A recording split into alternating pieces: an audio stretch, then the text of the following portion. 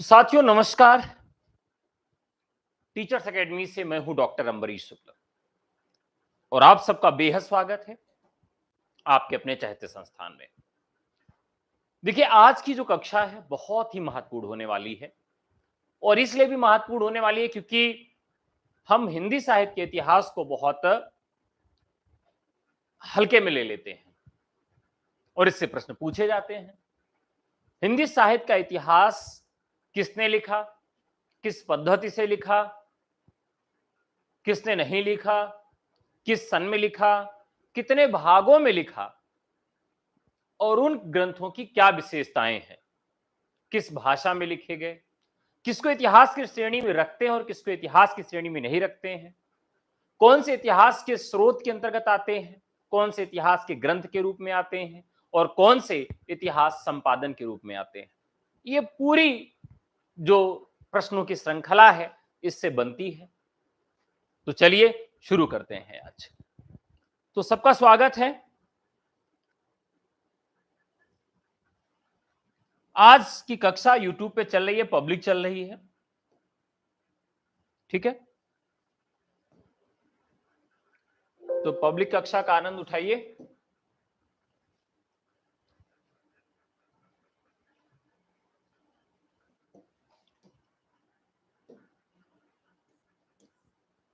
चलिए तो शुरू करते हैं आज की यह महत्वपूर्ण कक्षा।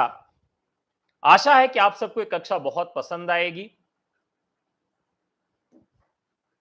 तो आज का सबसे पहला जो महत्वपूर्ण पहलू है उसको देखेंगे।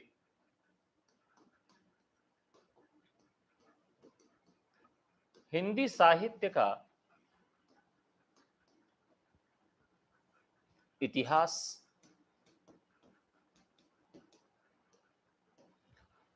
हम हिंदी साहित्य के इतिहास की जब खोज करते हैं तो इसका इतिहास बहुत पुराना नहीं है, इसका इतिहास बहुत नया है। नया किस अर्थ में है कि इस पर भी बड़ा विरोध, मतभेद रहा है कि हिंदी साहित्य की शुरुआत कब से मानी जानी चाहिए। बहुत सारे आचार्य मानते हैं कि आदिकाल से हुई, आदिकाल में कुछ लोग अपभ्रंश से मानते हैं और यहां तक कुछ आचार्य तो कहते हैं हिंदी साहित्य की शुरुआत अपभ्रंश से नहीं, भक्ति काल से होती है। तो अमीर खुसरो के बाद हिंदी की थोड़ी बहुत लेखनी चालू हो जाती है और 18वीं शताब्दी के आसपास हिंदी थोड़ा सा वयस्कता की ओर बढ़ती है और भारतेंदु युग में वो किशोरावस्था में पहुंच जाती है और द्विवेदी युग में वो जब पहुंचती है तो वो युवावस्था को, टीन एज को प्राप्त कर लेती है, 19 साल की हो जाती है। यानी कि ऐसे आप याद कर सकते हैं। तो कुल मिलाकर भारतेंदु युग से या द्विवेदी युग से हिंदी की विकास की अवस्था को हम समझ सकते हैं। ऐसे में हिंदी के इतिहास लेखन की क्या स्थितियां थी, इस पर चर्चा करेंगे, ठीक है। तो सब लोग आ चुके हैं, सबका स्वागत है, सबको नमस्कार है। चलिए शुरू करते हैं। तो सबसे पहले हम ये जानेंगे कि हिंदी क्या है, साहित्य क्या है और इतिहास क्या है। हिंदी क्या है, साहित्य क्या है और इतिहास क्या है। इन तीनों चीजों को पहले हम अलग अलग समझ लेंगे, फिर बात हमारी आगे बढ़ेगी। हिंदी, तो प्रश्न एक उठता है कि भाई हिंदी लिखी कैसी जाती है। क्या हिंदी इस तरह से सही लिखी गई है या हिंदी इस तरह से सही लिखी गई है। तो सही तो दोनों लिखा गया है, लेकिन प्रश्न यह बनता है कि इन दोनों में मानक कौन सा लिखा गया है। मानक कौन सा लिखा गया, अगर यह प्रश्न बनता है तो मानक आपका ये नहीं है। मानक कौन सा लिखा गया है, ये है। और इसके लिए कि जिसके माथे पे बिंदी नहीं वो हिंदी नहीं। अगर किसी के माथे पे बिंदी नहीं है और वो हिंदी लिखा गया है तो उसको हम हिंदी नहीं कहेंगे, क्योंकि माथे पे हिंदी होना जरूरी, हिंदी के बिंदी होना जरूरी है। तो जिसके माथे पर बिंदी नहीं वो हिंदी नहीं। यानी ये जो है यह मानक है और यह सही लिखा है, ऐसा नहीं कि गलत लिखा है, यह मानक है। पहले हिंदी को समझ लेते हैं, हिंदी है क्या। हिंदी जो है, हिन धातु है और इसमें टू प्रत्यय लगने से इसका जन्म हुआ है। ठीक है, अब हिन का मतलब क्या हुआ, मारना या हनन करना, इस अर्थ में लिया जाता है। और टू का मतलब होता है दुष्ट। तो जो दुष्टों का संहार करने वाले लोग हैं उनकी भाषा जो है, तो हिंदी का अर्थ क्या बन जाता है, हिन का मतलब यहां पर मारना या संहार करना, और टू का मतलब हो जाता है दुष्ट। तो दुष्टों को मारना या दुष्टों का संहार करने वाला जो व्यक्ति है उसकी जो भाषा है उसे हिंदी कहा गया। यह धार्मिक आख्यान बना इसका। तो क्या इसका अर्थ बना, दुष्टों का संहार करने वाले लोगों की भाषा। दुष्टों का संहार करने वाले लोगों की जो भाषा है उसे हम क्या कहते हैं, उसे हम कहते हैं हिंदी। और हिंदी जिसके माथे पर है बिंदी। ठीक है, तो ये तो इसका एक अर्थ हो गया। आप सब जानते हैं कि जो हिंदी शब्द है यह गलती से पड़ गया है। मतलब हिंदी के पीछे बड़ी मतलब जैसे गलती से कैसे नाम पड़ते हैं, आप देखिए कि उच्च घर के जो लोग हैं, जैसे उनके यहां बच्चा पैदा होता है तो क्या करते हैं, 20 लोगों से कहते हैं कि भैया बच्चा पैदा हुआ है। और कुछ लोग तो फेसबुक पे लिख देते हैं कि माता पिता भाई बहन दोस्तों सबके प्यार एवं सहयोग और आशीर्वाद से आज मुझे पुत्र रत्न की प्राप्ति हुई। समझ नहीं आता क्या लिख रहे इतना भावुक होकर। कुल मिलाकर जब बच्चा पैदा हो जाता है तो लोग पूछते हैं कि इसका नाम क्या रखा जाए, और जो उच्च घर के लोग हैं उनका नाम बढ़िया बढ़िया खोज के रखा जाता है। और जो बेचारे निम्न घर के लोग हैं, चाहे वो जाति से हो चाहे धन से हो, उनका नाम पड़ जाता है, रखा नहीं जाता, नाम पड़ जाता है गलती से। घेरउआ, गोबर, देखिए प्रेमचंद ने नाम पकड़ लिया था, धनिया, जो जिस तरीके से है। और उनका नाम अगर सही रख भी दिया गया तो उनका नाम क्या किया जाता है, गलत तरीके से बुलाया जाता है और नाम गलत पड़ जाता है। जैसे नाम किसी का नाम सरस्वती है तो उसको लोग क्या बुलाते हैं, सुरसतिया, ए सुरसतिया। और उसको 3 तरीके से बुलाते हैं तिर्यक वचन में, सरस्वती, सरस्वतिया, सरस्वतिया रे, इस तरह से बुलाया जाता है ना तिर्यक रूप में। तो ऐसे हिंदी के साथ भी काफी कुछ हुआ। हिंदी का जो नामकरण हुआ वो गलती से पड़ गया। कैसे पड़ गया, ये एक नदी है इंडस वैली में, और ये जो नदी है साथियों, इस नदी के किनारे जब विदेश के लोग, खास करके ईरानी लोग आए, ईरान के लोग जब यहां पहुंचे इस नदी पर तो उन्होंने पूछा कि भैया हम कहां हैं, ये कौन सी नदी है। तो भारत के लोगों ने कहा इसका नाम है सिंधु। भारत के लोगों ने क्या कहा कि इसका नाम है सिंधु। अब मजेदार बात देखिए, जो ईरानी लोग हैं उनके यहां कुछ वर्ड साइलेंट्स हैं, साइलेंट वर्ड्स हैं, और हिंदी में देखिए कोई साइलेंट वर्ड नहीं। अब अगर आप किसी अंग्रेज को कह दीजिए कि भैया आप टमाटर बोल के दिखा दीजिए, मैं आपको 1 करोड़ रुपए दूंगा, अगर वो सच्चा अंग्रेज है तो टमाटर नहीं बोल पाएगा। टमाटर नहीं बोलेगा तो क्या करेगा, कहेगा टमाटर, दिस इज टमाटर। तो उसके यहां ट उच्चारण में है ही नहीं है, वो ठ बोलता है, टमाटर, हे मैन टमाटर। तो टमाटर नहीं बोल पाएगा, टमाटर बोलेगा। यानी कि उनके यहां एक वर्ण के स्थान पर दूसरे वर्ण को बोलने की प्रथा है। अब देखिए, जैसे वो बोलते हैं KNOW, हम अगर इसको ईमानदारी से पढ़ें तो ये लिखा हुआ है कनऊ, कनऊ लिखा हुआ है, लेकिन अंग्रेज इसको कहेंगे नहीं, दिस इज स्पelled नो। क्या लिखा हुआ है? ये नो लिखा हुआ है। यानी अंग्रेजी में लिखा कुछ और जाता है, पढ़ा कुछ और जाता है। देवनागरी लिपि की ये वैज्ञानिकता है, हिंदी की ये वैज्ञानिकता है कि जो लिखा जाता वही पढ़ा जाता है। तो भारत की जो देवनागरी लिपि है या हिंदी जो भाषा थी, उसमें तो उन्होंने कहा कि यह सिंधु नदी है, लेकिन ईरान के लोगों के यहां स के बदले ह का उच्चारण किया जाता है और ध के बदले द का उच्चारण किया जाता है। उन्होंने कहा तो ये कि सिंधु है, लेकिन उन्होंने दोबारा रिपीट करके क्या बोला? हिंदू। ठीक है, और यहीं से हिंदी के जन्म की प्रक्रिया शुरू हो जाती है।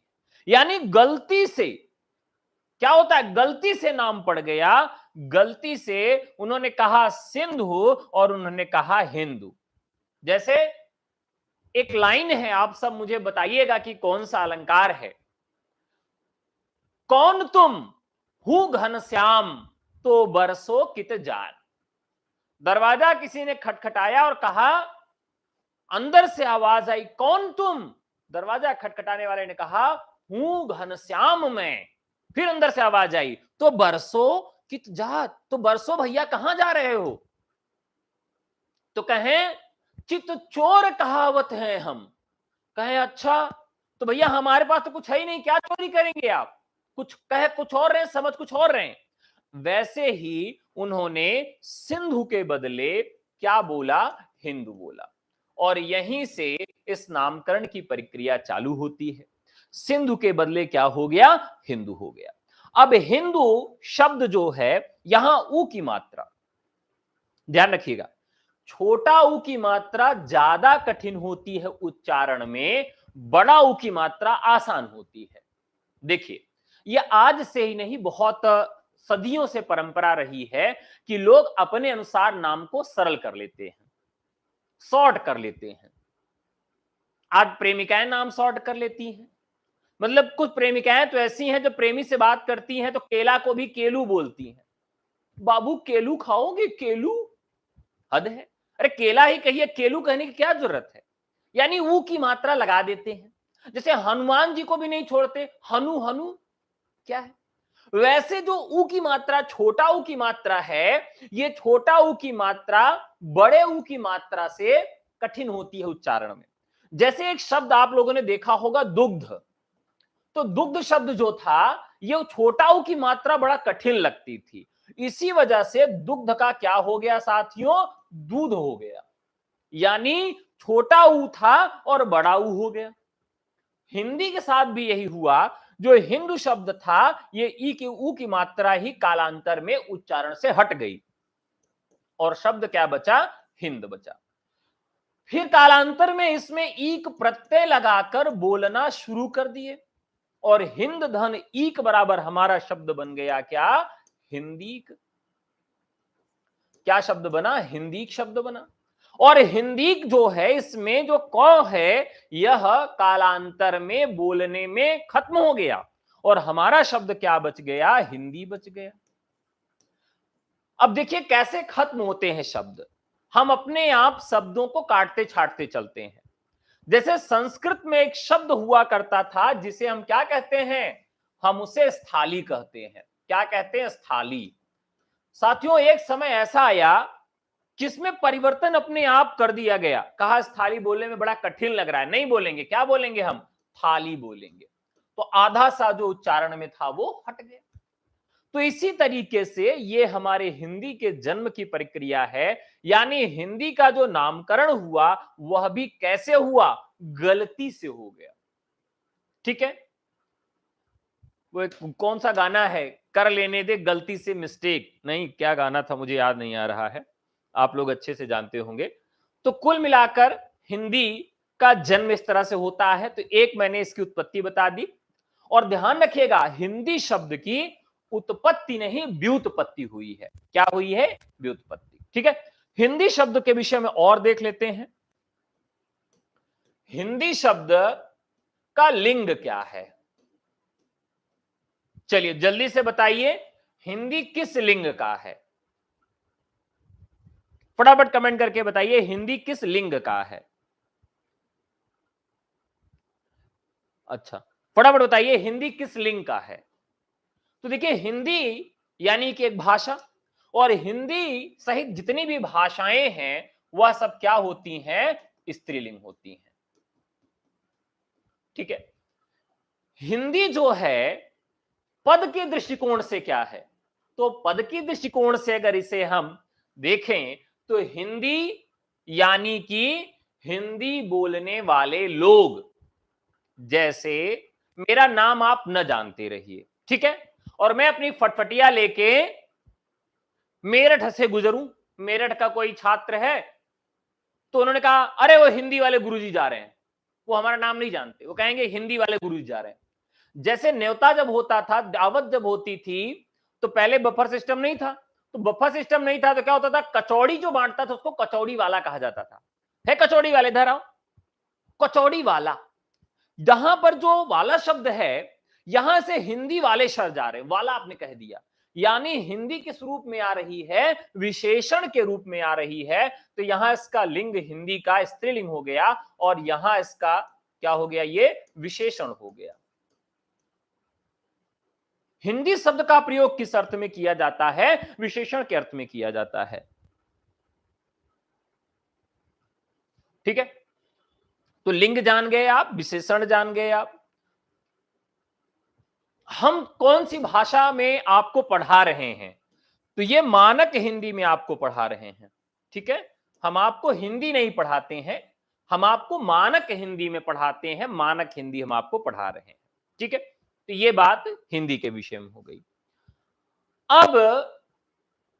अब अगला जो भाग है वो क्या है? इतिहास को लेकर है कि भैया इतिहास जो शब्द है, यह इसका तात्पर्य क्या हुआ, या इतिहास हम किसे कहते हैं? यह एक बड़ा प्रश्न होता है इतिहास को लेकर।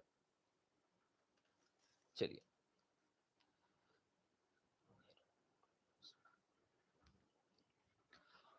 इतिहास में चलें। इतिहास शब्द जो है वह इति धन ह्रास से बना है। ठीक है, और इसके जन्मदाता कौन है? तो इसके जन्मदाता भारत में वेद व्यास,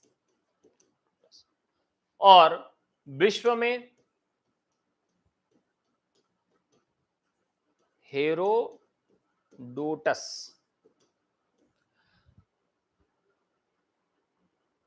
ठीक है, तो भारत में वेद व्यास जो हैं और हेरोडोटस जो हैं, यह विश्व में इसके इतिहास के जनक माने जाते हैं। अब यहां पर कुछ परिभाषाएं हम लोग लिख लेंगे इतिहास की, कि इतिहास कहते किसे हैं।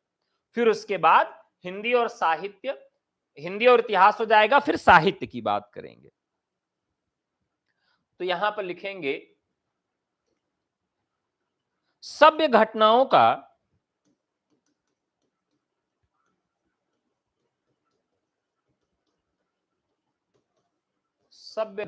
का क्रमबद्ध अध्ययन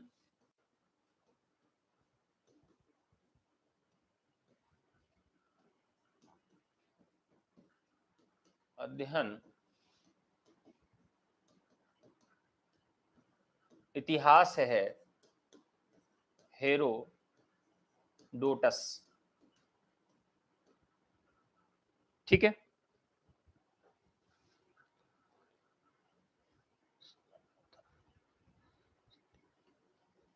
धर्मार्थ काम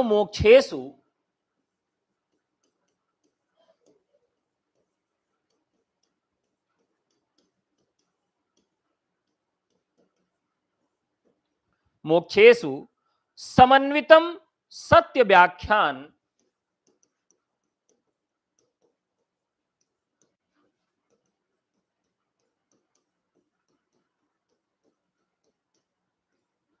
समन्वितम सत्य व्याख्याम इति इतिहास मुच्यते, इति इतिहास मुच्यते। और यह कथन है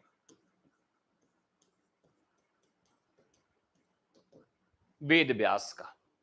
पहला कथन है हेरोडोटस का और दूसरा कथन है वेद व्यास का। ठीक है। इसके अलावा हिंदी के कुछ आचार्यों की तरफ आपको ले चलेंगे, इतिहास की परिभाषा आपको बताएंगे। हिंदी के आचार्यों में कवि के कार्यों को विकास प्रक्रिया में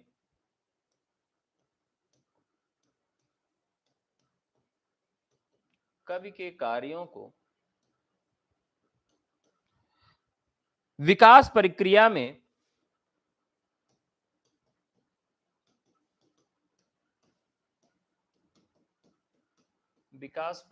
में न्यायोचित दिखाना ही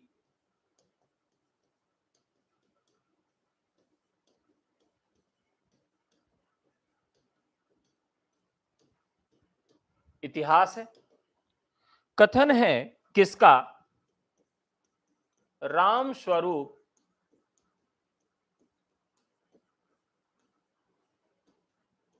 चतुर्वेदी का। साथियों देखिए, हमने नया बैच स्टार्ट किया है आज से। आज उसकी पहली क्लास आपको मिल रही है। देखिए, कुछ बुक्स हैं जो बहुत महत्वपूर्ण है हिंदी साहित्य के इतिहास को समझने के लिए। यदि आप अपने से तैयारी करना चाहते, अपने से पढ़ना चाहते हैं, तो इन किताबों का सहारा आप जरूर लें।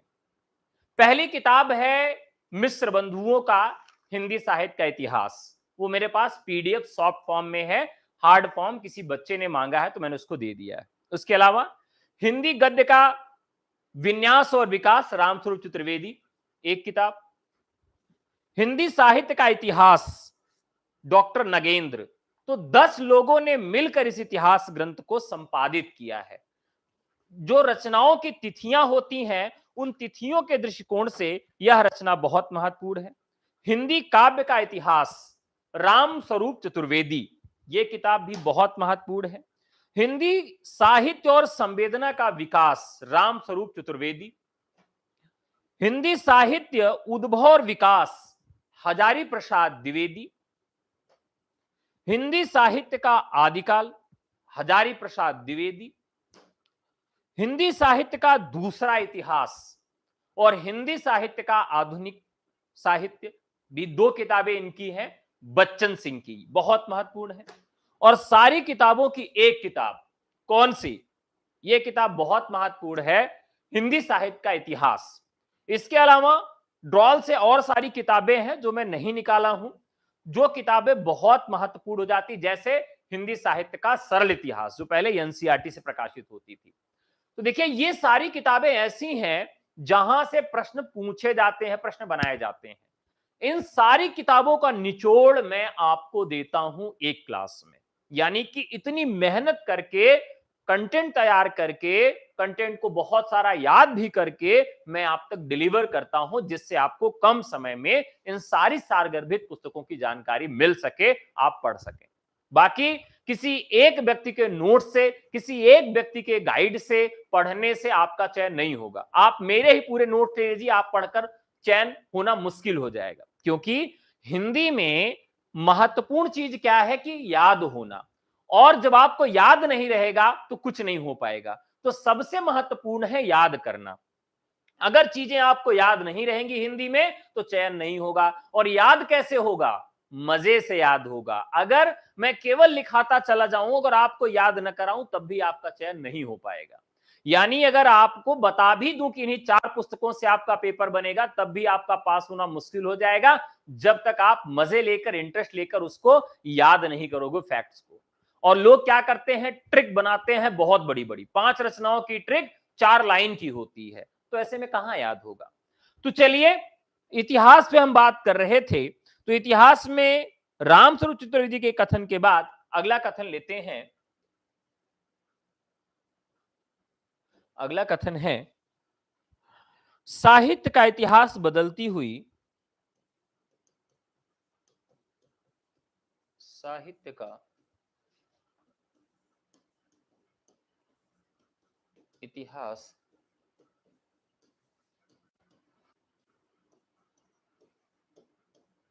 साहित्य का इतिहास बदलती हुई अभिरुचियों एवं संवेदनाओं का इतिहास है।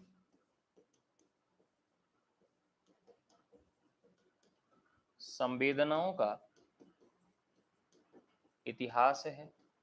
बहुत सारे लोग लिखने से कतराते हैं। एक बार आप मेरे साथ लिखेंगे यहां पर, दोबारा आप पढ़ेंगे, तीसरी बार रिवीजन करेंगे तो चीजें याद हो जाती हैं और अपना लिखा हुआ याद हो जाता है। दूसरे की नोट सीधा पढ़ते हैं तो याद नहीं होती है। तो मेरी इस बात को आप समझने का प्रयास करिए कि नोट्स अपना बनाना बहुत महत्वपूर्ण है, जिसका सीधा संबंध आर्थिक और जिसका सीधा संबंध आर्थिक और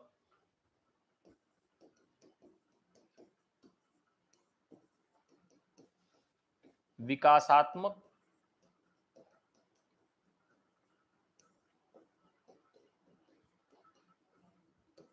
चिंतन से है। ठीक है, यह कथन है डॉक्टर नगेंद्र का। तो बहुत ही महत्वपूर्ण कथन है, इसे याद रखिएगा। इसमें यथार्थवादी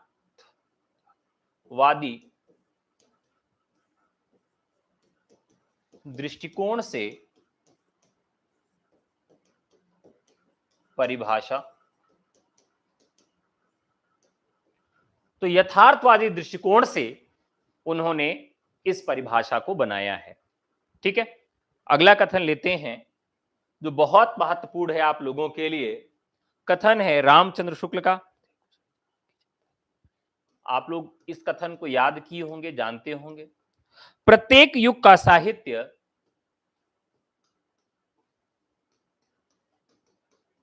प्रत्येक युग का साहित्य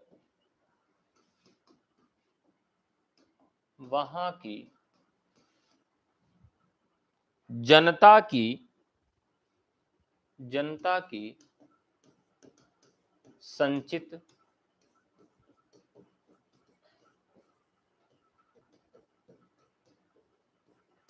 चित्तवृत्तियों का सॉरी जनता की चित्तवृत्तियों का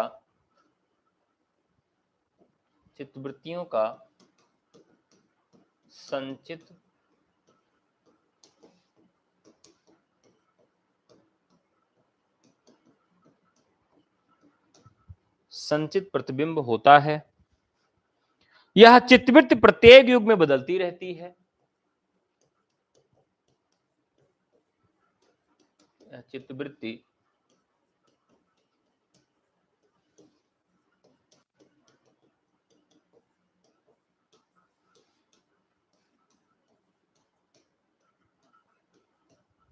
प्रत्येक युग में बदलती रहती है। बदली हुई चित्तवृत्तियों के साथ साहित्य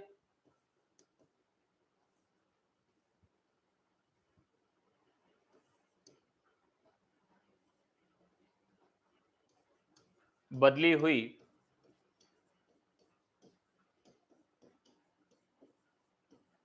चित्तवृत्तियों के साथ साहित्य परंपरा का सामंजस्य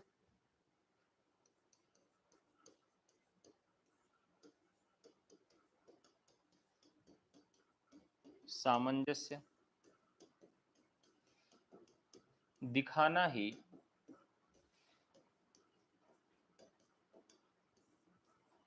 इतिहास है।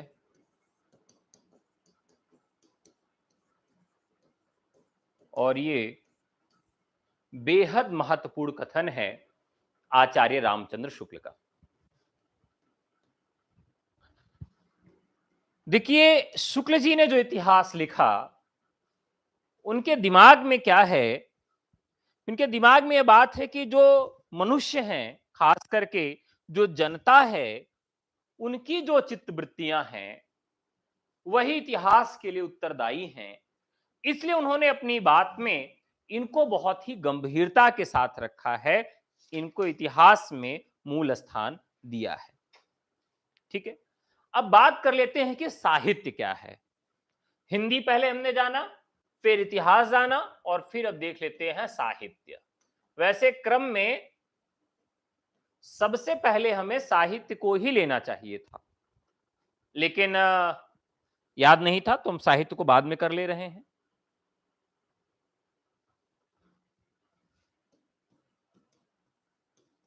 सौहितस्य भावः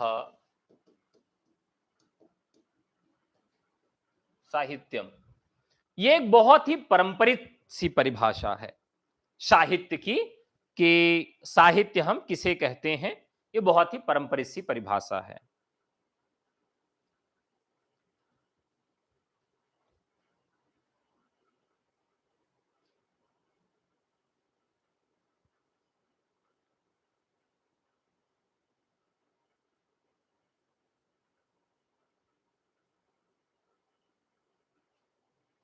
अब इसकी परिभाषा जब हम साहित्य शास्त्र की नजरों से देखते हैं, तो अलग अलग देखने के लिए मिलती है। शब्दार्थो सहितो काव्यम, शब्दार्थो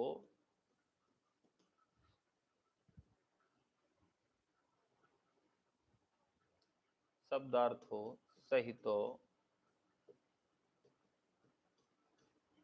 काव्यम, ये परिभाषा तो आप सब जानते होंगे किसकी है। शब्दार्थो सहितो काव्यम का मतलब है कि यहां पर भामह कहते हैं कि शब्द और अर्थ का सहभाव काव्य है। शब्द और अर्थ का सहभाव जो है, उसे उन्होंने क्या कहा है, काव्य कहा है।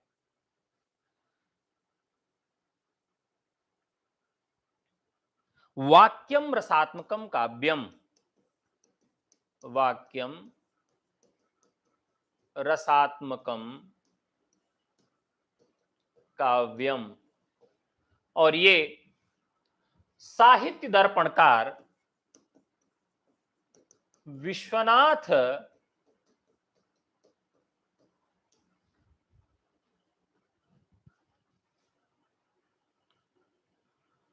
त्रिपाठी तो गलत हो गया, आचार्य विश्वनाथ है। तो विश्वनाथ, आचार्य विश्वनाथ का कथन है वाक्यम रसात्मकम काव्यम। रमणीयार्थ प्रतिपादका शब्द काव्यम, रमणीयार्थ, रमणीय अर्थ जो है प्रतिपादक शब्द काव्यम। तो ये जो कथानक है पंडित जगन्नाथ का है।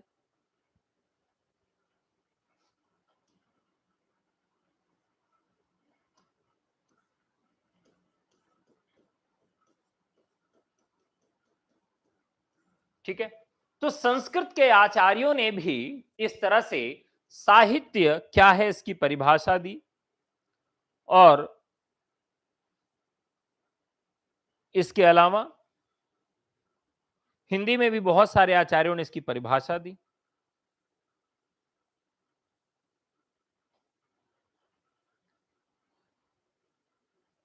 कविता जीवन और जगत की अभिव्यक्ति है। कविता जीवन और जगत की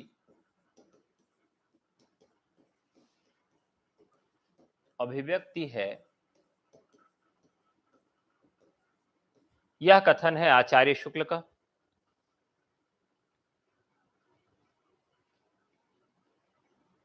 सरस शब्दार्थ का नाम काव्य है।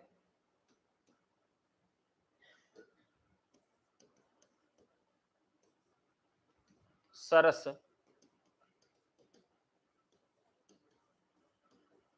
शब्दार्थ का नाम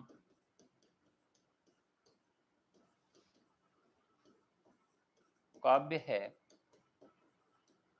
और ये कथन किसका है? तो कथन है डॉक्टर नगेंद्र का।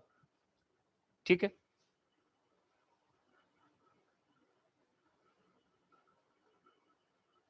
सर्वोत्तम शब्दों का सर्वोत्तम विधान ही कविता है। सर्वोत्तम शब्दों का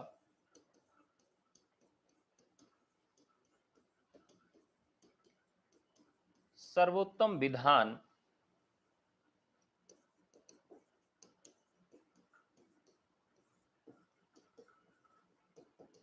ही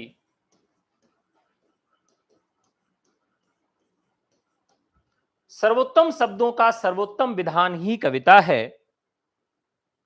यह क्या है?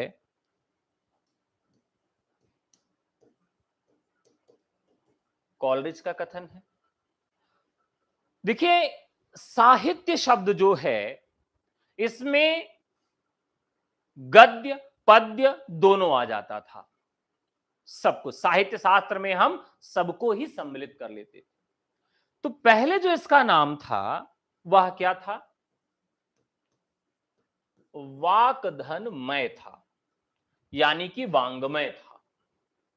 वांग्मय का जब विभाजन हुआ तो किस रूप में हुआ? हुआ पहला साहित्य, दूसरा शास्त्र, तीसरा वार्ता।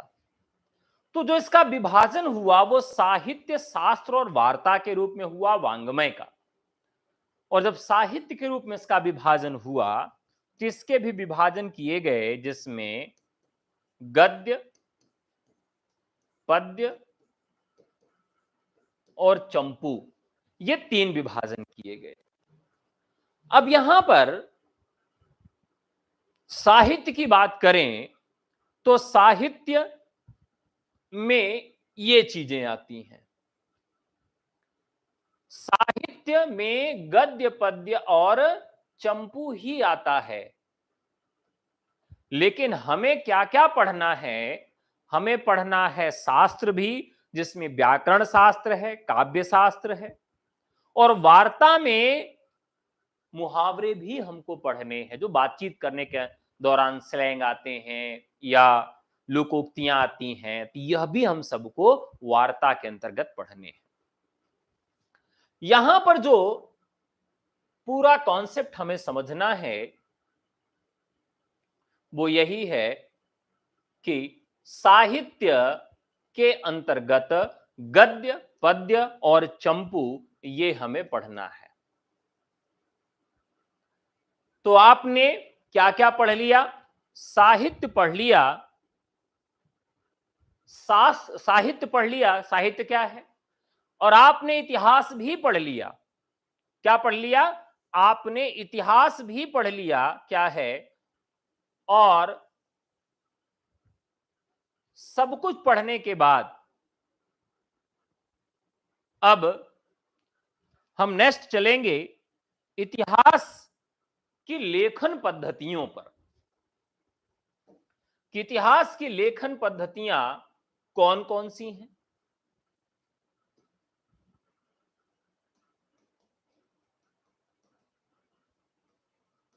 इतिहास की लेखन पद्धतियां, देखिए इतिहास किसका होता है? इतिहास आम लोगों का तो होता नहीं है। ना हमारा इतिहास लिखा जाएगा, ना आपका इतिहास लिखा जाएगा। आपका लिखा भी जा सकता है, अभी बहुत सारा समय है। हमको तो एक मास्टर के रूप में ही रहना है, चाणक्य बन नहीं पाएंगे तो इतिहास कहां से लिखा जाएगा? और इतिहास लेखन के भी समय जो इतिहास लिखने वाला व्यक्ति है उसके ऊपर भी निर्भर करता है कि वह किस प्रवृत्ति का है, किन नजरों से देख रहा है और क्या वो लिखना चाहता है। अगर वो जिस नजर से लिखना चाहता है, जो चीज ढूंढना चाहता है वो मेरे अंदर नहीं मिल रही है, भले में ही युग क्रांतिकारी हूं, युग परिवर्तक हूं, तब भी वो मेरे अपने इतिहास में मुझे दर्ज नहीं करेगा। इसीलिए भारतीय इतिहासकारों से अधिक विदेशी इतिहासकारों को साक्ष्य के तौर पर अधिक महत्व दिया जाता है, क्योंकि कहते हैं कि भाई इन्होंने अपने दरबार में लिखाया तो अपनी मनमानी से अपनी बढ़ाई कर ली होगी। विदेशी क्या कहते हैं इतिहास के विषय में, हमारे विषय में, इसको महत्व दिया जाता है। जबकि कोई विदेशी व्यक्ति अपने देश से जब तुलना करेगा तो हमारे देश की बड़ाई नहीं करेगा, जबकि हमारे देश की ज्यादातर बुराइयों को ही वो सामने लाकर रखेगा। और भारतीय इतिहास के विषय में काफी कुछ यही हुआ कि जितने इतिहासकार आए उन्होंने भारत में केवल बुरी चीजें खोजी और उसमें हमारे चीजों को दबा दिया गया, जो अच्छी चीजें थी हमारी। तो इतिहास लेखन की यही पद्धतियां हैं जिन पद्धतियों में महत्वपूर्ण तरीके से बातचीत की गई। अब चलिए इन्हीं पद्धतियों के विषय में बात करते हैं और फिर नेक्स्ट वाले वीडियो में हम लोग बात करेंगे कि जो ये पद्धतियां हैं, इन पद्धतियों से किस प्रकार के इतिहास ग्रंथ लिखे गए हैं। तो सबसे पहली पद्धति जो है वह है वर्णानुक्रम पद्धति।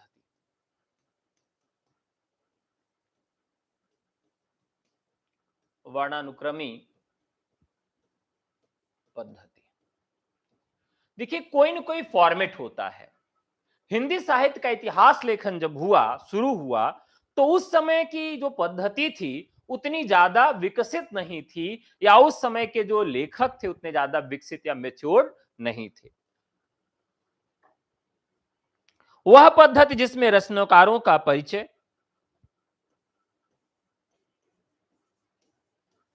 वह पद्धति जिसमें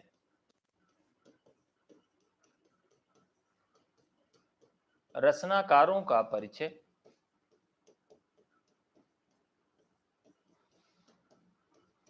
वर्णमाला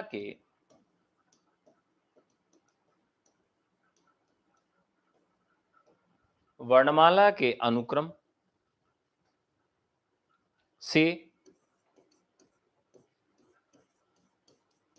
रखा जाता है। यह सबसे प्राचीन पद्धति है।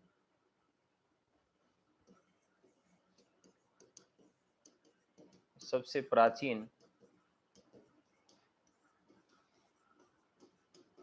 पद्धति है। इसके प्रथम प्रयोक्ता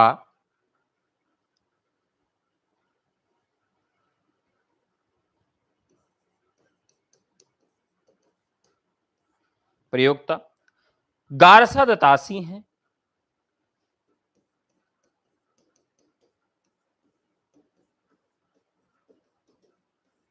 एवं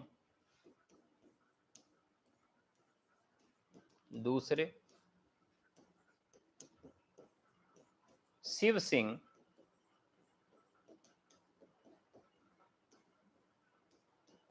सेंगर हैं।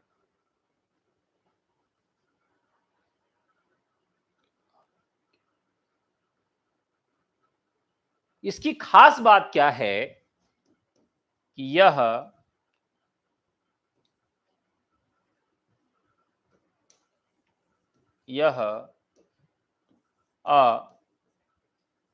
मनोवैज्ञानिक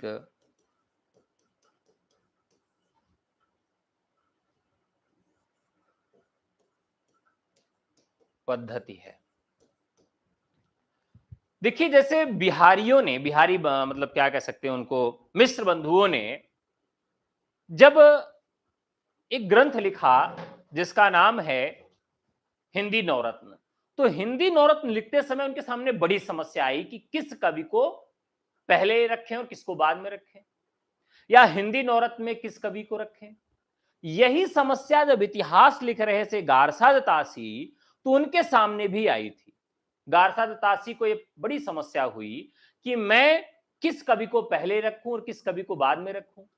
यानी अगर जैसे हम कहें कि आप घोड़ा हाथी लेंगे कि हाथी घोड़ा लेंगे, तो कभी भी हाथी घोड़ा ही कहा जाएगा, घोड़ा हाथी नहीं कहा जाएगा, क्योंकि घोड़ा कम मूल्य की वस्तु है और हाथी ज्यादा मूल्य की वस्तु है, तो हमेशा हाथी घोड़ा कहा जाएगा। इसी तरीके से पिता माता नहीं कहा जाता, माता पिता।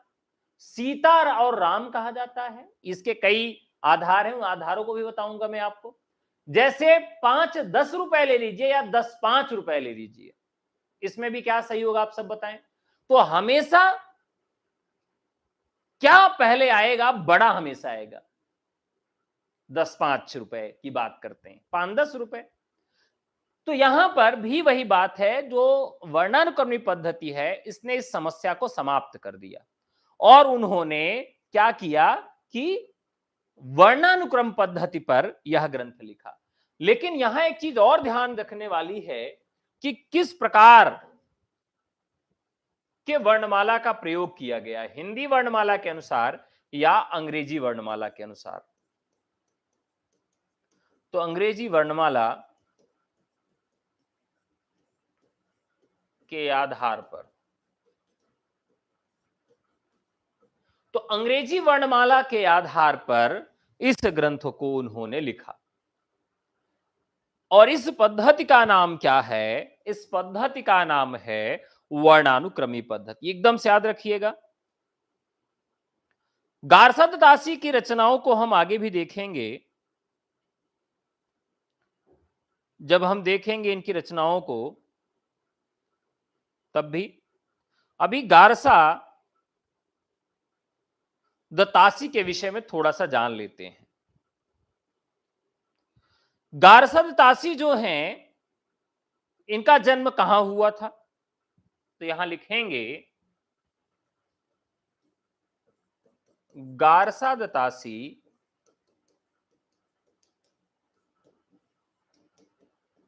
फ्रांस के विद्वान थे। तो कहां के विद्वान थे? ये फ्रांस के थे।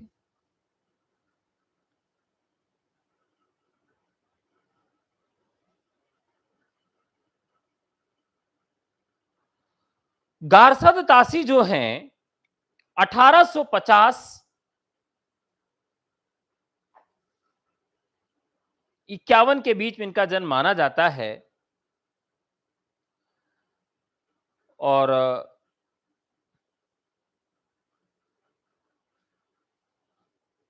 गारसा दत्तासी यहां मुख्य तौर पर क्या करने आए थे? एक बड़ा प्रश्न यह भी खड़ा होता है।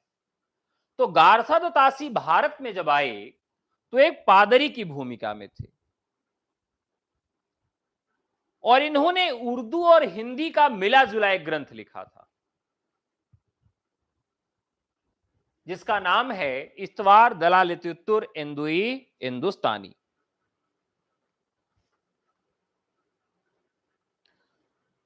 गारसा दत्तासी का जो हिंदी साहित्य का इतिहास है, अगर किसी को सॉफ्ट कॉपी चाहिए हो तो मेरे पास है, मैं आपको उपलब्ध करवा दूंगा। पीडीएफ फॉर्मेट में है ये इतिहास ग्रंथ, वो आपके लिए मैं उपलब्ध करवा दूंगा गारसा दत्तासी का। ठीक है, तो ये पादरी थे और पादरी होने के साथ साथ उर्दू से इनका बड़ा लगाव था और वर्णानुक्रमी पद्धति में इन्होंने ग्रंथ लिखा और इसी तरीके से वर्णानुक्रमी पद्धति में शिव सिंह सेंगर ने भी एक ग्रंथ लिखा है। इनके ग्रंथों की चर्चा हम करेंगे आगे। तो अब ग्रंथों का भी नाम आप चाहें तो लिख सकते हैं यहां पर, क्योंकि बाद में आप भूल भी सकते हैं। यहां लिख लेंगे इस्तवार दला लित रेत्युर इंदुई हिंदुस्तानी गारसा दत्तासी और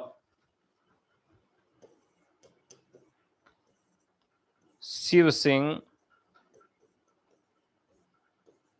सेंगर, रचना का नाम है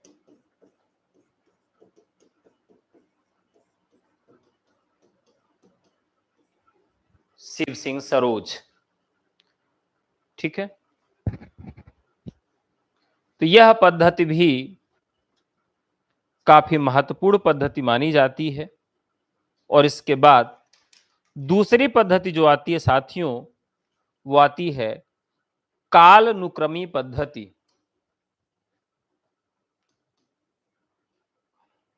कालानु कालानु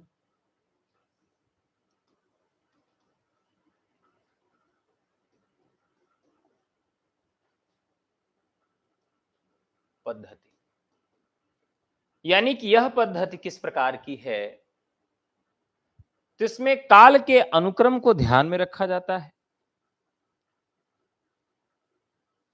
तो रचनाओं का अनुक्रम, उनके लेखन काल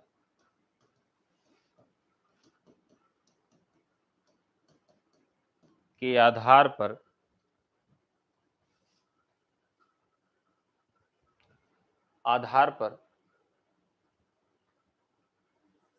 किया जाता है।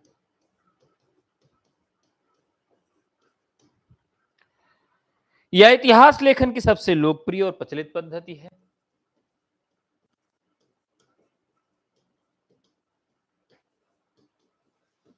लेखन की सबसे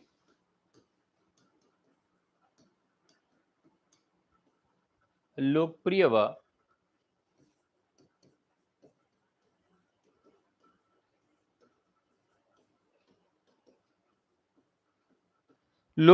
प्रचलित पद्धति है। प्रथम प्रयोक्ता जॉर्ज ग्रियर्सन,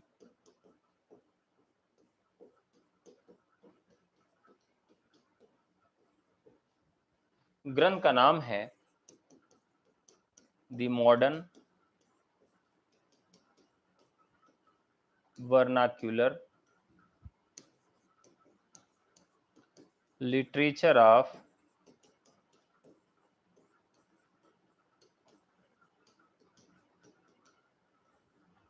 हिंदुस्तान। तो यह दूसरी पद्धति है इतिहास लेखन की, जिसे कालानुक्रमी पद्धति के नाम से भी जानते हैं।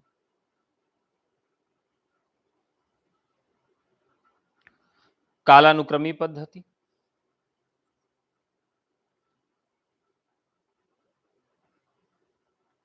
इसके बाद अगली पद्धति है, इसका एक दोष भी है, उसे भी लिख लेंगे। इस पद्धति का दोष क्या है? इस पद्धति में युगीन परिस्थितियां तथा कवियों की प्रवृत्तियां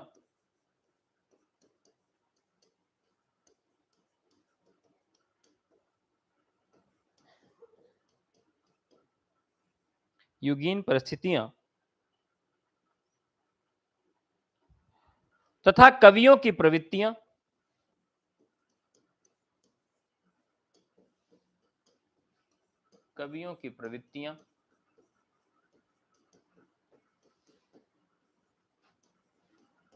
इस पद्धति में जगह नहीं पाती। यह इसका एक निगेटिव, नकारात्मक पहलू है।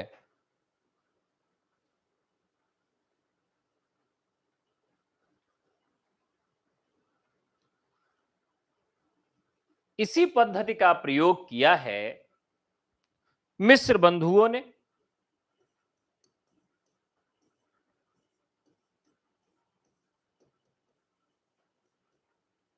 मिस्र बंधु की रचना है मिस्र बंधु विनोद।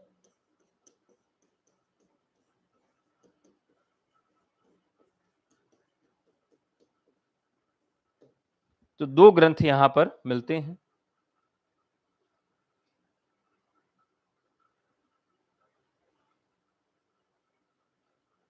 वर्णानुक्रमी पद्धति में शायद हम लोगों ने दोष नहीं लिखा था, तो यहां पर वर्णन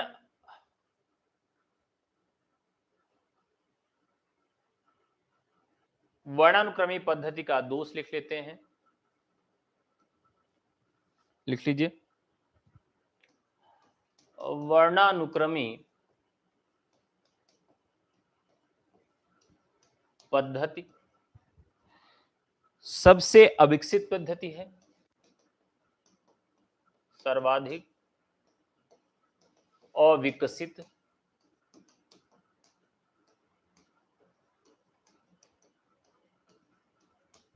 पद्धति है।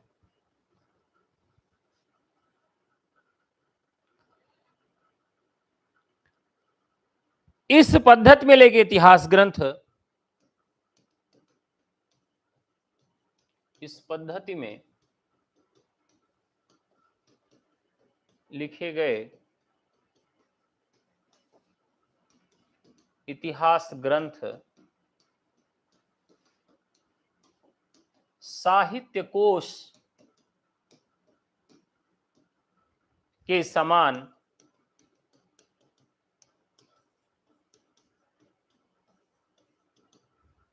तो कैसे लगते हैं? तो साहित्य कोश के समान इस वर्णानुक्रमी पद्धति के ग्रंथ लिखते हैं, सर्वाधिक अनुपयोगी एवं दोषपूर्ण है यह पद्धति, सर्वाधिक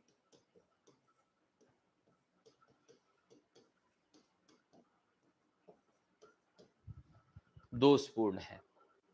दूसरी पद्धति भी हम लोगों ने देख ली है, कालानुक्रमी। अब तीसरी पद्धति है जिसे हम विधेयवादी विधेयवादी पद्धति कहते हैं।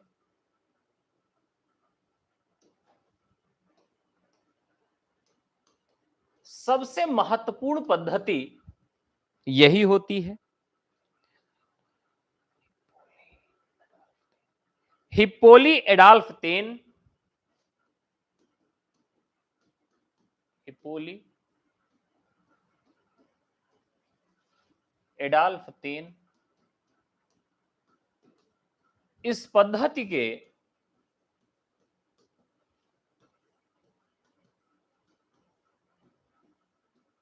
जनक हैं। तो इस पद्धति के जनक कौन हैं? तो हिप्पोली एडॉल्फ तेन हैं।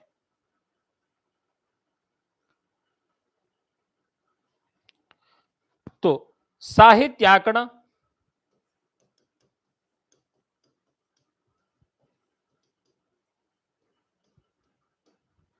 तद्युकीन वातावरण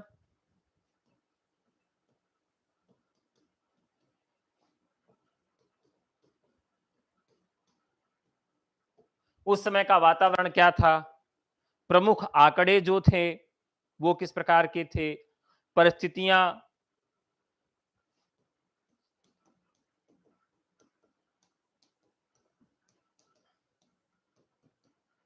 जातीय परंपरा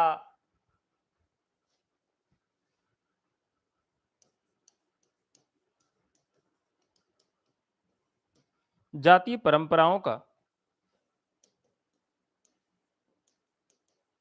विश्लेषण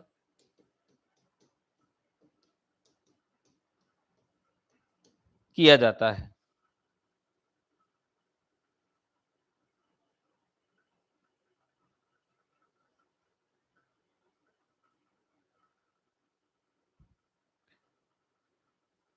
ठीक है,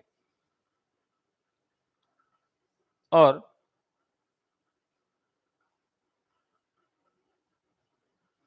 अब इस इतिहास में क्या विशेषताएं हैं, तो लिखेंगे लेखन की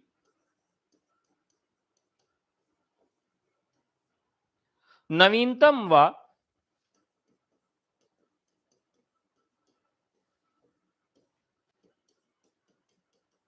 श्रेष्ठतम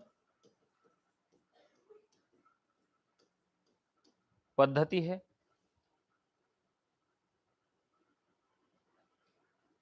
इसमें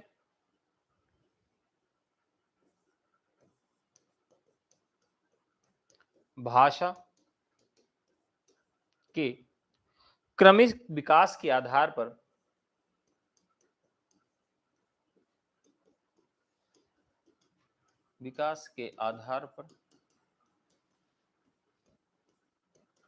शास्त्रीय मान्यताओं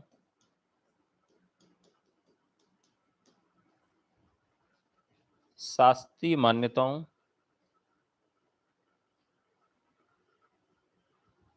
मान्यताओं रचनाकार की समाज की देन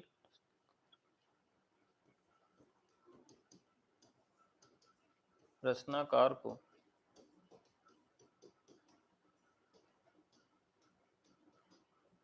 समाज की देन आदि आधार पर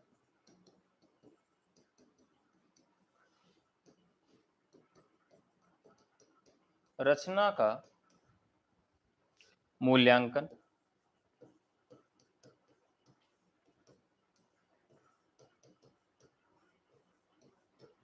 आदि आधारों पर रचना का मूल्यांकन होता है।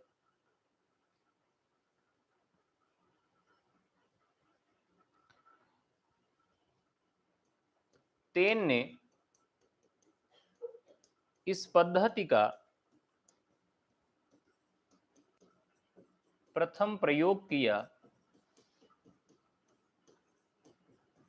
इसीलिए उन्हें आधुनिक इतिहास का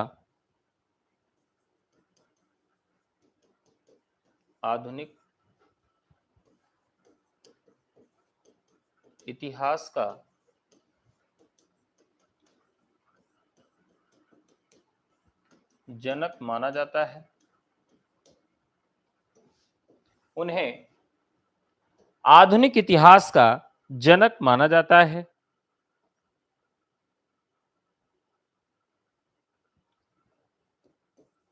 आचार्य शुक्ल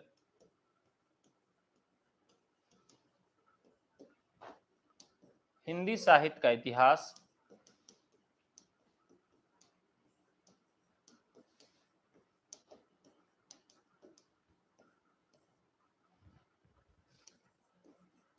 प्रथम प्रयोक्ता हैं हिंदी में। अब इस पद्धति की क्या विशेषताएं हैं?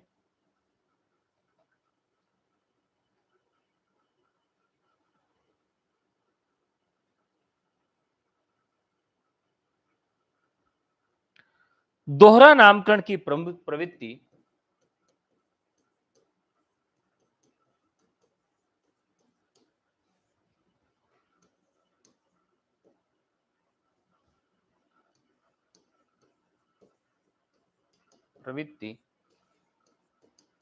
इसकी प्रमुख विशेषता है।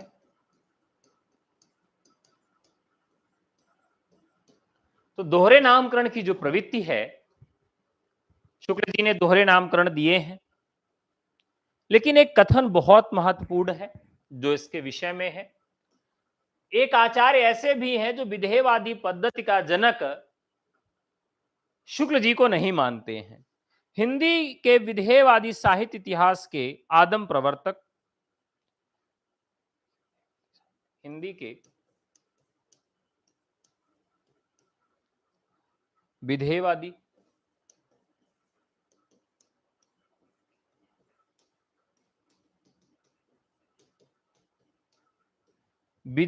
साहित्य इतिहास के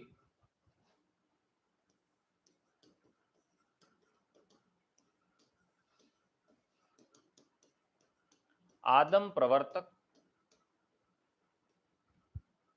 आदम प्रवर्तक कौन है ये बताना है। शुक्ल जी नहीं,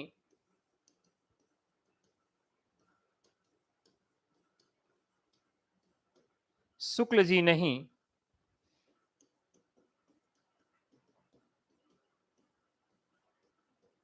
ग्रियर्सन है।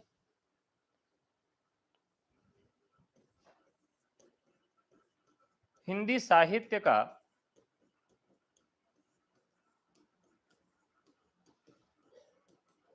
इतिहास दर्शन नलिन विलोचन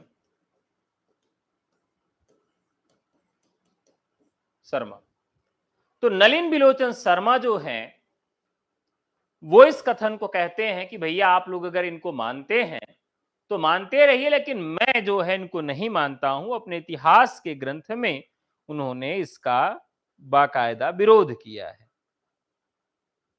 ठीक है, विधेयवादी पद्धति हो गई। आगे लिखते हैं,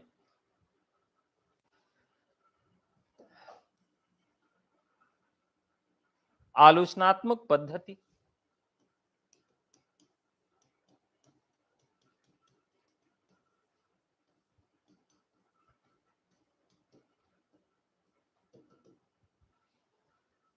आलोचनात्मक पद्धति वह पद्धति जिसमें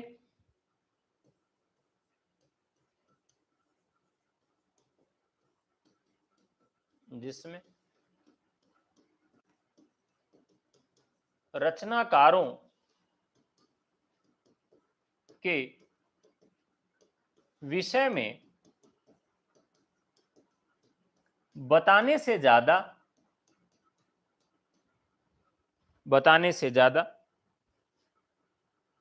रचनाओं के गुणदोष पर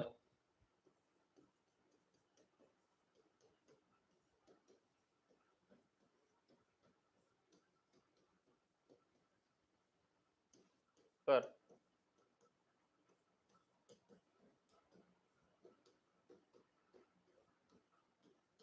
तो रचनाओं के गुणदोष पर जब अधिक बल दिया जाता है तो उसे हम क्या कहते हैं?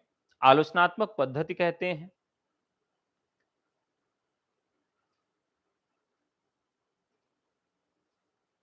इस इतिहास पद्धति के सर्वप्रथम प्रयोगकर्ता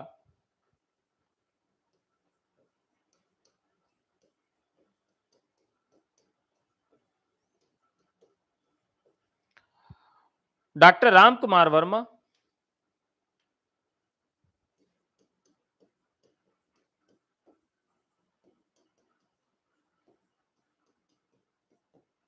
इन्होंने ग्रंथ लिखा हिंदी साहित्य का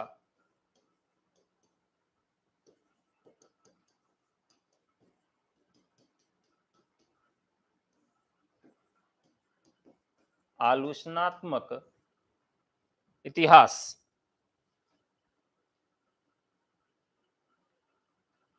इस पुस्तक में एक खास बात क्या है जो आपको समझने वाली है।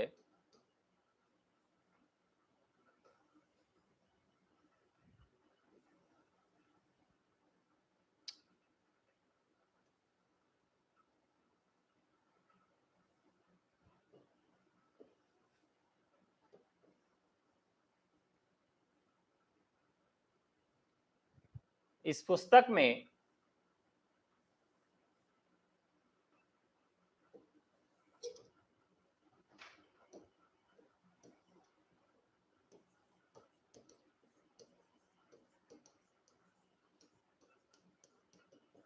आदिकाल से भक्ति काल तक का ही वर्णन है। यानी इस रचना में आदिकाल से लेकर भक्तिकाल तक का ही वर्णन किया गया है। तो ये से हम आलोचनात्मक पद्धति के नाम से जानते हैं। अगली पद्धति है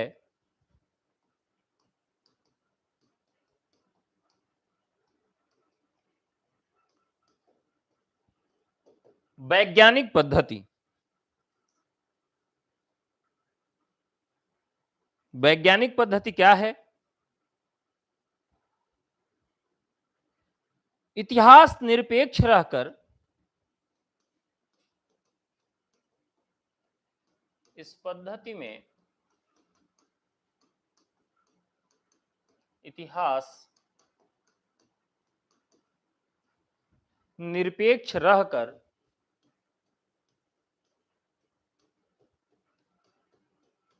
तथ्यों का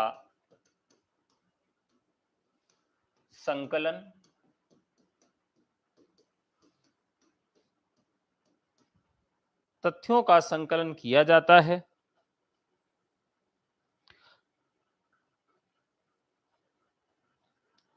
इस पद्धति में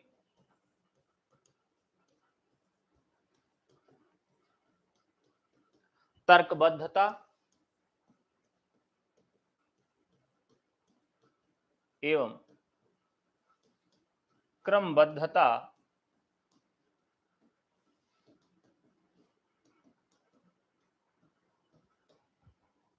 अनिवार्य है।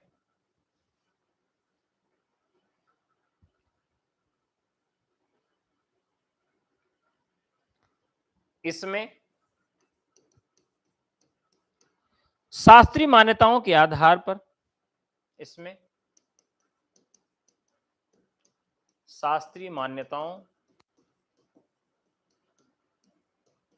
एवं भाषा विज्ञान के आधार पर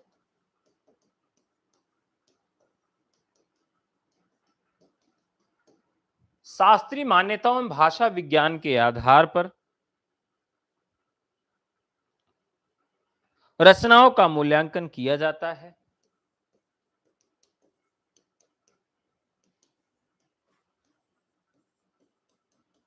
रचनाओं का मूल्यांकन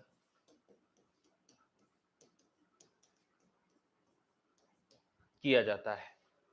तो रचनाओं का मूल्यांकन किस आधार पर किया जाता है? शास्त्र और भाषा को ध्यान में रखते हुए और हिंदी साहित्य का वैज्ञानिक इतिहास,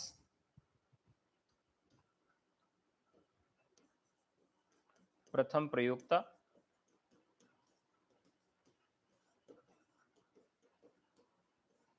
हिंदी साहित्य का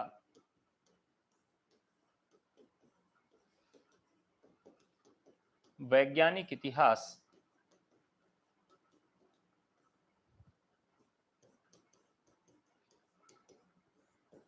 गणपति चंद्र गुप्त। आप सबको कमेंट करके जवाब देना है कि गणपति चंद्र गुप्त ने आदिकाल का क्या नाम रखा, उन्होंने आदिकाल का नामकरण क्या किया है, यह आपको कमेंट करके हमें बताना है। अगली पद्धति है समाज शास्त्रीय पद्धति।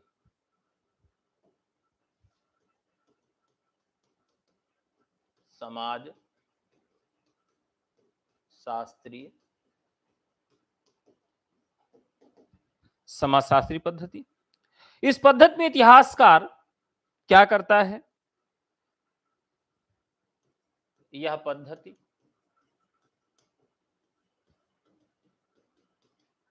समाजशास्त्री कार्ल मार्क्स के एक सिद्धांत मार्क्सवादी द्वंद्वात्मक भौतिकवाद,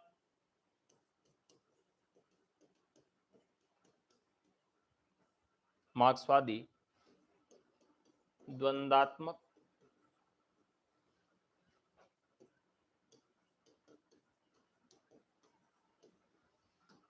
भौतिकवाद पर आधारित होती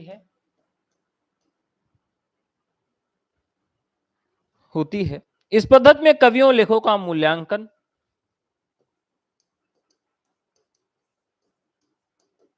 पद्धति में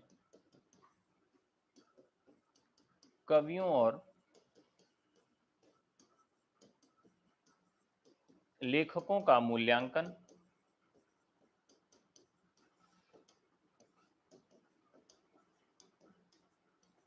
जनहित में जनहित की कसौटी पर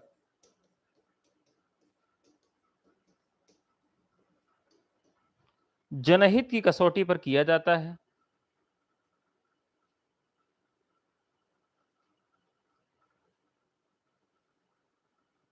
या समाज को प्रभावित करने के आधार पर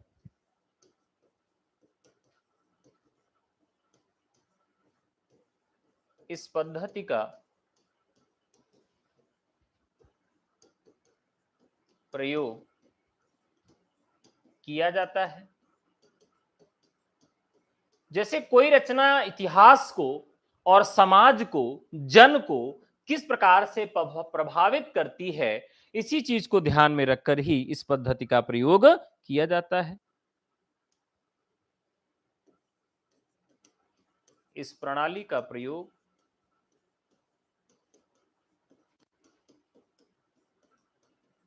रामविलास शर्मा ने किया।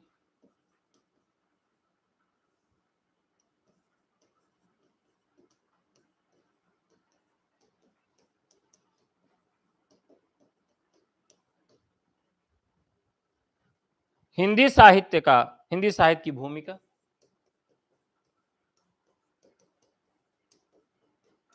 हिंदी साहित्य की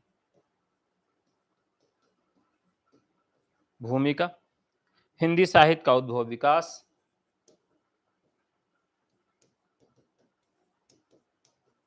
हिंदी साहित्य का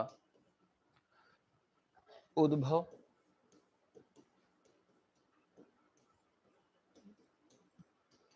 विकास, हिंदी साहित्य का आदिकाल, हिंदी साहित्य का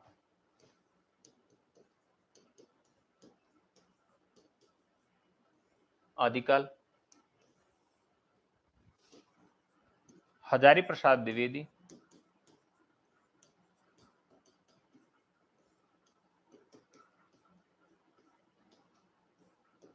हजारी प्रसाद द्विवेदी क्या है, इसके प्रयोगकर्ता हैं हिंदी साहित्य के इतिहास लेखन में।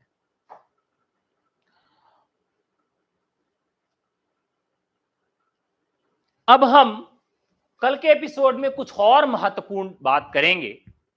जैसे गारसद तासी का जो ग्रंथ है वह किसके द्वारा प्रकाशित किया गया, वो प्रकाशन करने वाला जो प्रकाशन था उसका नाम क्या था, इससे रहेगा। जैसे किसने किया था, the oriental translation company great Britain व आयरलैंड के द्वारा गारसा दत्तासी ग्रंथ का जो है प्रकाशन किया गया था। इसे वृत्त संग्रह किसने कहा था, यह भी आपको बताएंगे। हिंदी का प्रथम कवि अंगद और अंतिम कवि हेमंत पंत हैं, किसने कहा था, तो दरअसल गारसा दत्तासी ने ही अपने इतिहास ग्रंथ में कहा था कि हिंदी का प्रथम कवि अंगद और अंतिम कवि जो है वो हेमंत पंत है। हिंदी में अनुवाद किसने किया था, और ये इसके विषय में गारसा दत्तासी के विषय में भी और महत्वपूर्ण जानकारी आपके साथ में साझा करूंगा। तो देखिए ऐसे ऐसे प्रश्न और ऐसे ऐसे तथ्य मैं आपको बताऊंगा जो आपके लिए नए होंगे, ज्यादातर तथ्य आपके लिए नए होंगे। तो कल के एपिसोड में आप रात को 9 बजे जरूर लाइव रहिएगा। और अगर आप हमारे बैच से जुड़ना चाहते हैं जो आज से ही शुरू हुआ है और इस बैच से जुड़ना चाहते हैं, तो इस बैच में हमने शुरुआत किया है आदिकाल से, यानी कि हिंदी साहित्य का जो इतिहास है उससे हमने शुरुआत किया है। हिंदी साहित्य के इतिहास से आज हमने शुरुआत किया है। कैसे जुड़ सकते हैं, हमारे नंबर पर व्हाट्सएप करके 9628959237। तो ये हमारा नंबर है, इस नंबर पर व्हाट्सएप करके आप जुड़ सकते हैं। ठीक है,